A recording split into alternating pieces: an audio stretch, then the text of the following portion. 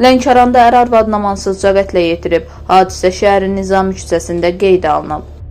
Lənkəran şəhər sakini 41 yaşlı Günel Tahirova döş qəfəsinin divarının çoxsaylı yaraları diaqnozu ilə Lənkəran rayon mərkəzi xəstəxanasının təcili yardım şöbəsinə hospitalizasiya olunub.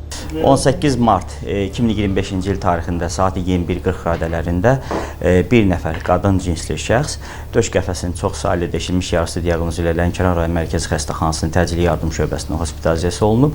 Zərər çəkənlərə zəruri ilkin tibbi xidmətlər göstərilib, vəziyyətinə uyğun olaraq dərhal cərrahi əməliyyat alınıb.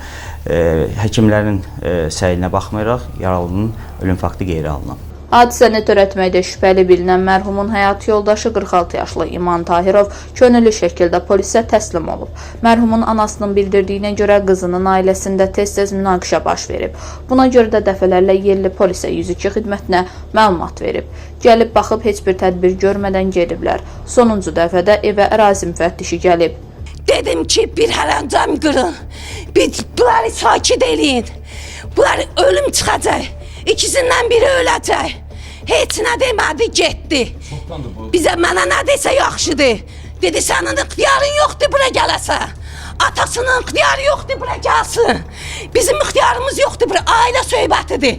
Necə ailə söhbətidir, indi polislər niyə gəldilər? Niyə çəkdilər?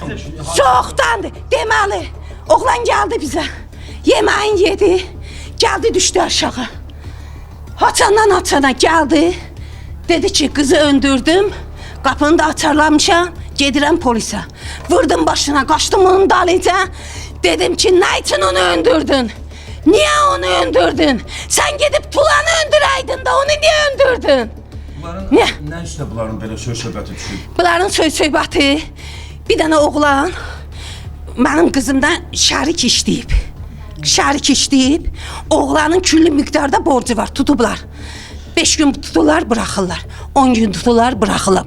Oğlan da qızı məcbur eləyib ki, sən bu evi satmalısan, pulu verməlisən mənə, mən bu vəziyyətdən çıxmalıyam. Mən bu vəziyyətdən çıxmalıyam. Hadisə buna görə olub. Meyit daxili və xarici müayinə olunması üçün məhkəmə tibbi ekspediziya və patoloji anatomiya birliyinin Lənkəran rayon şöbəsinə təhvil verilib.